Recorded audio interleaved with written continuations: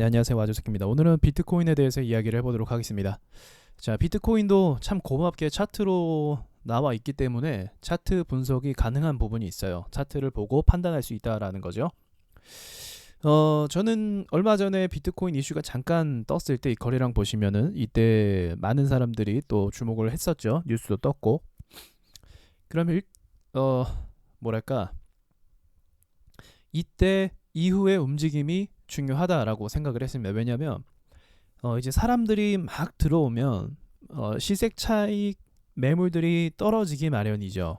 그래서 신규로 들어오는 사람도 있고 기존에 들고 있던 사람들이 이제 롱바디 양봉으로 가파르게 올라가니까 매도를 하는 경우도 발생을 합니다. 그래서 그 두 가지 어떤 기로에서 어느 쪽으로 밀당이 흘러갈 것인가가 굉장히 중요하거든요. 차트는 그게 굉장히 중요해요. 이슈가 붙었을 때 어느 방향으로 갈 거냐. 근데 이슈가 붙고 다음 날부터 꺾이기 시작하더니 차트가 흘러내렸습니다. 흘러내렸어요. 자, 그러면 이제 제가 그 전에 했던 얘기를 바탕으로 추가적으로 여러분들한테 말씀드릴 부분이 뭐냐면, 비트코인이라는 거 자체가 올라가기 위해서는 이슈가 충분히 붙어야 된다라는 게 첫 번째 전제 조건입니다. 무슨 말이냐면, 우리 비트코인 처음에 등장했을 때 이 가상화폐가 뭐 어쩌고 저쩌고 하면서 뉴스에서 막 얘기하고 뭐 커뮤니티 얘기하고 뭐 수익 얼마 받네요 어쩌네 하면서 올라갔거든요. 그러니까 이거는 조금 특이한 부분이, 그 새로운 투자 자산이 생겨서 거기에 대한 궁금증과 호기심으로 처음에 좀 올랐다가 그것이 이제 유동성도 좋은 주식과 같은 거잖아요. 주식보다 더 좋죠, 얘는.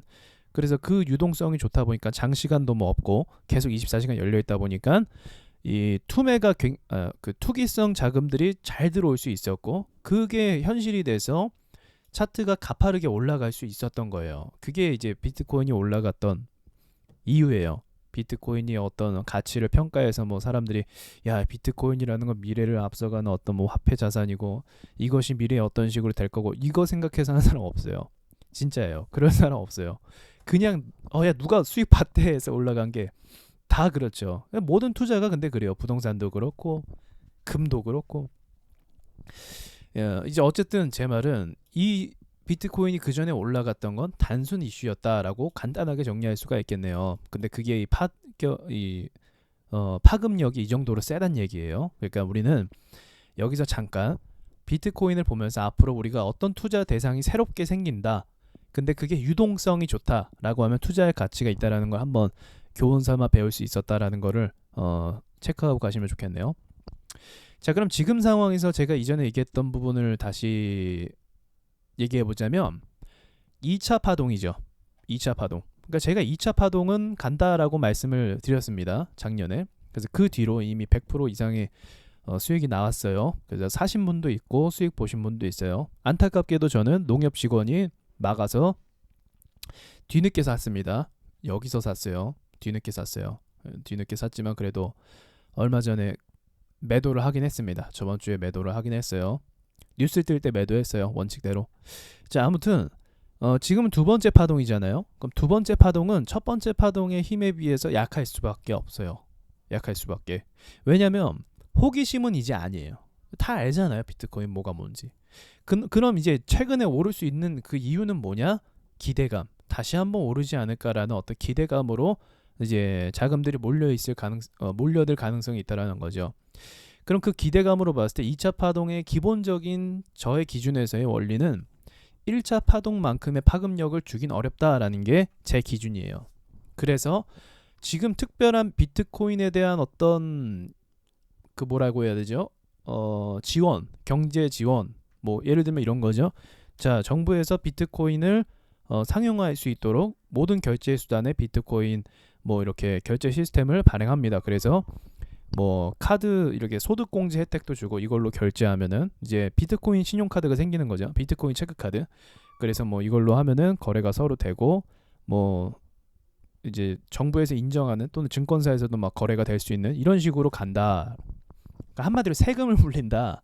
세금이 물려서 이제 우리가 보호받는 차원에서 비트코인을 활용한다 라고 이슈가 받으면 이제 비트코인 한 번 더 올라갈 가능성이 있어요. 그렇게 어떤 명목이 필요해요. 아무튼 올라가려면 이유가 있어야 돼. 그냥은 못 올라가요 항상. 근데 그거 없이 지금 이 정도 올랐다라고 하면 충분히 이미 많이 오른 겁니다. 지금 그거 없이 이만큼이 올랐어요. 지금 밑에서의 가격이 한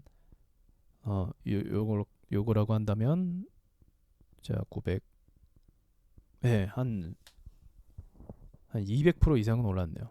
그죠? 200%. 3배가 올랐나? 뭐 그래요. 아무튼 그럼 3배 올랐으면요. 주식으로 치면 3배 올랐으면 많이 오른 거고요. 비트코인으로 치면 이전의 파급력에 비하면 3배나 크게 올랐다고 볼 수는 없지만 그 전만큼의 이 정도의 꼭지를 노리는 건 조금 지금 상황에서 무리가 있는 거고, 지금 바닥에서 찍고 3배 이상 올랐다라고 한다면 일단 1차적으로는 충분히 올랐다라고 볼 수가 있어요. 예, 얼마 전에 뉴스가 뜨면서 지금 단기적인 흐름은 뉴스가 뜨면서 매수세가 또 몰리면서 계속적으로 치고 올라가지 못하고 있잖아요. 예, 이게 치고 올라가 줘야 되거든요. 그러면 제가 홀딩을 갔을 텐데 계속적으로 치고 올라가 주지 못했기 때문에 일단은 저도 물러난 상태입니다. 그래서 위험하다라는 게 이제 제가 지금 여러분들한테 드리고 싶은 말씀이에요. 지금은 이전의 파동에 미치지 못하는 것이 뻔하기 때문에 일단 위험하다라고 말씀을 드리고 싶고, 또 한 가지 여러분들이 주목해야 될 점은, 이거 차트 이렇게 선 못 그어서 안 쉬운데 보다시피 각도가 중요합니다. 우리 초보자분들이나 뭐 주식 오래 하신 분도 마찬가지예요. 각도를 보시면 시세가 정말 세질수록 각도가 윙하면서 이제 위로 갑자기 올라가요. 얘도 보세요. 각도가 갑자기 위로 솟구쳤죠. 그죠? 이런 상황이 되면 빼는 게 맞아요. 빼는 게 맞아요. 투자는요. 뭐 여러분들이 분할 매도라고 하죠. 중간중간 정산하면서 매도해도 괜찮긴 하겠지만 투자라는 건 내가 아는 데이터 범위 안에서 이러면 위험하다라고 하면 빼는 게 맞아요. 그게 맞습니다. 그래서 지금은 빠져나오는 게 저는 맞다라고 보고요. 이후에 어떤 움직임을 또 줄지 기대를 해볼 만한데 저는 더 깊게, 개인적인 견해로는 더 깊게 눌려봤으면 좋겠다, 한 번 더 라는 생각을 갖기도 하고, 만약 여기서 눌리지 않고 바로 또 올라가 버린다라고 하면 아마도 지금 높은 각도상 강한 시세가 나올 가능성이 있어요.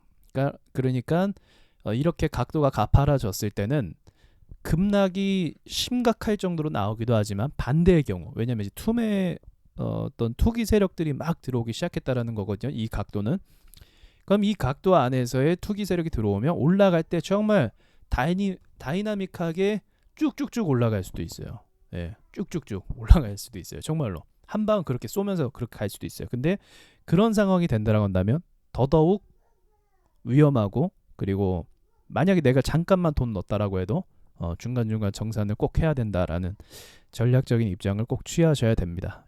여러분들이 세력이 아닌 이상은 이게 어디로 튈지, 어느 만큼 올라갈지는 알 수가 없는 부분이거든요. 그래서 제가 벌써 근데 1년 된 것 같아요. 비트코인 얘기한 지 1년 전에 얘기했던 것 같은데, 그 영상 올린 게. 그래서 아무튼 비트코인을 얘기했으니까 이제 오늘 영상도 그때 올렸던 비트코인의 영상에 대한 매듭이라고 볼 수가 있겠네요. 저는 여기까지다라고 얘기할 수가 있겠네요. 이후에 나오는 상황에 대해서 대응은 잠깐 말씀드렸으니까 여러분들이 현명하게 지혜롭게 잘 처신하시기를 바라겠습니다. 마치겠습니다.